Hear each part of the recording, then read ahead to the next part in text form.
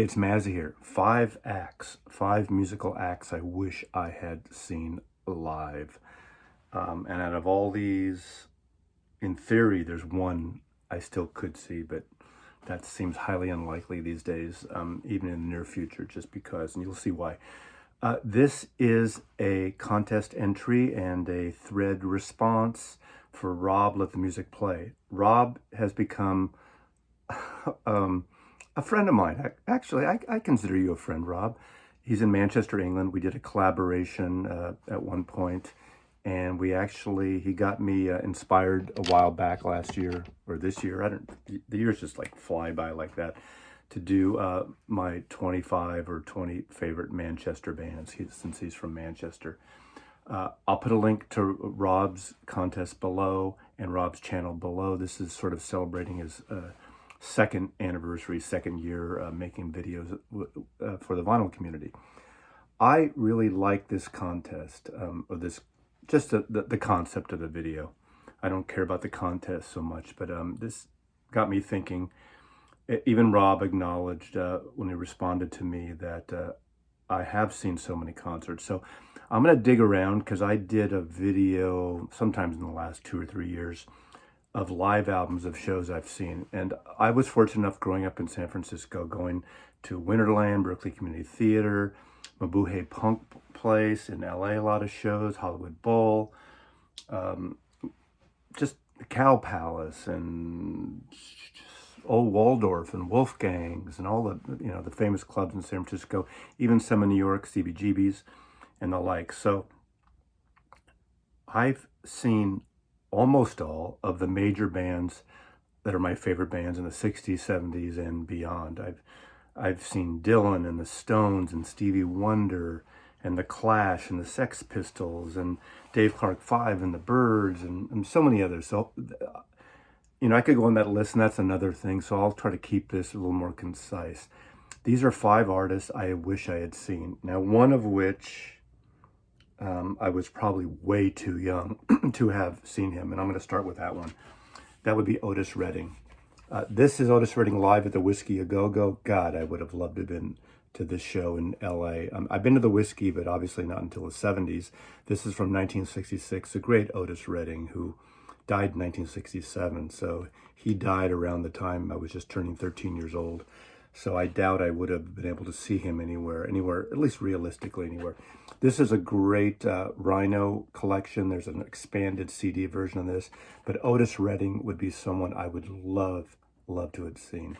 Now, in this video, there are a bunch of jazz artists I wish I had seen, but I'm not including them. That would be a separate video. So, Coltrane would be the number one, but I've seen Miles Davis and Art Blakey and Bill Evans and, most of the major artists.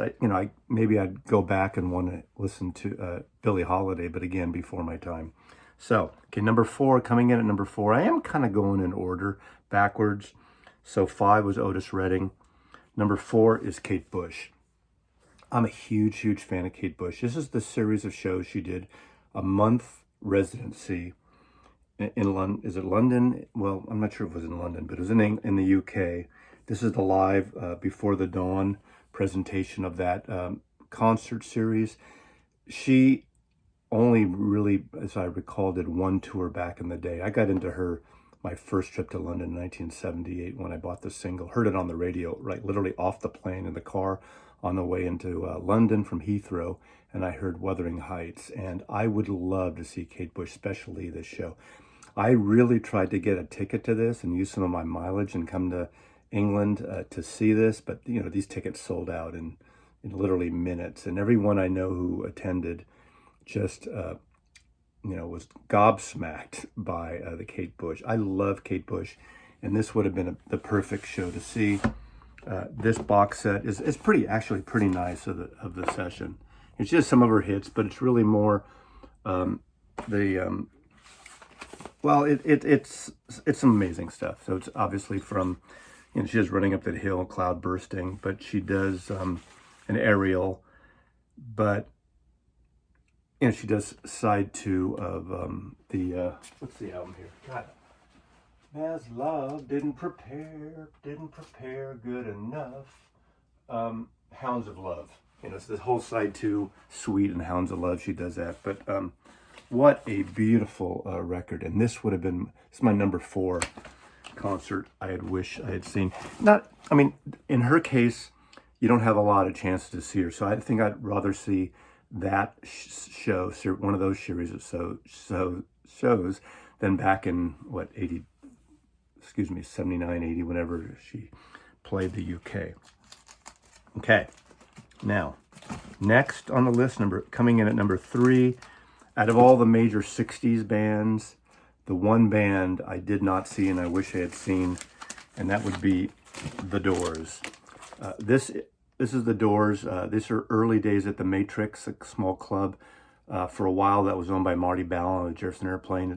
It's right off of Fillmore Street, or on Fillmore Street, right below Union Street in Cow Hollow area in San Francisco. These are later Record Store Day Rhino sets from board tapes, which are really actually good. These are like 1966, 67. So this is right when they were starting to chart when their first album came out. But the other 2 albums, which I think are quite good live albums, I would have liked to have seen it anywhere. Maybe the Hollywood Bowl would be a great place to see them. Of course, this is the one that came out during their, while they were still in existence. This from several concerts. Let's say, you Doors freaks will let me know. I think this is from several shows, because I don't think you could get one great Jim Morrison show where he wasn't fucked up. And this is a great set live at the Aquarius Theater. This is the first performance of the Aquarius Theater. So pretty much anything I would like to see, I would have loved to see the Doors at any of those shows, and I could have, and I just didn't. I was, I was young. I could have seen them at 14, 15, 16 years old, but wasn't meant to be. Okay, coming in number 2, the major artist that I never saw live that I wish I had seen, and that would be Jimi Hendrix. Jimi Hendrix live at Berkeley Community Theater. I saw so many shows at the Berkeley Community Theater. It's a wonderful venue, and I would have loved to have seen this show. This is 1970, so I would have been 15 years old, just a few months before I turned 16. I definitely could have gone to see this, and for whatever reason, May 1970, so it was like literally a month before, actually a couple weeks before I went to Israel. So I think my mind was on something else, but I was going with my confirmation class. So this would have been good.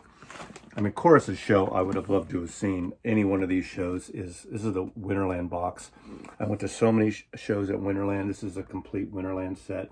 This is an incredible set of music by Jimi Hendrix. I love this stuff. All his live stuff that's come out is pretty good. The new Hawaii one is kind of nice, but this is amongst my favorite. Same with New Year's Eve, with Buddy Miles. The Band of Gypsies would have been pretty amazing too. So any of these, just to see Hendrix once. My buddy Jasted Brooks saw him once in Santa Barbara, so he's a big Hendrix fan, and he saw him. And of course, coming in at number 1, I think you can all guess who that would be. It's an obvious choice. Of course, if you watch my channel, some of my personal stories in confessions or memories of a vinyl junkie, when I talk about 1966, I talk about my friend Danny ringing the doorbell at 5 o'clock on a Monday, August 29th. His father was a lawyer, had 2 tickets to see the Beatles at Candlestick Park, and my mother said, "You have a drum lesson tonight. You can go next year."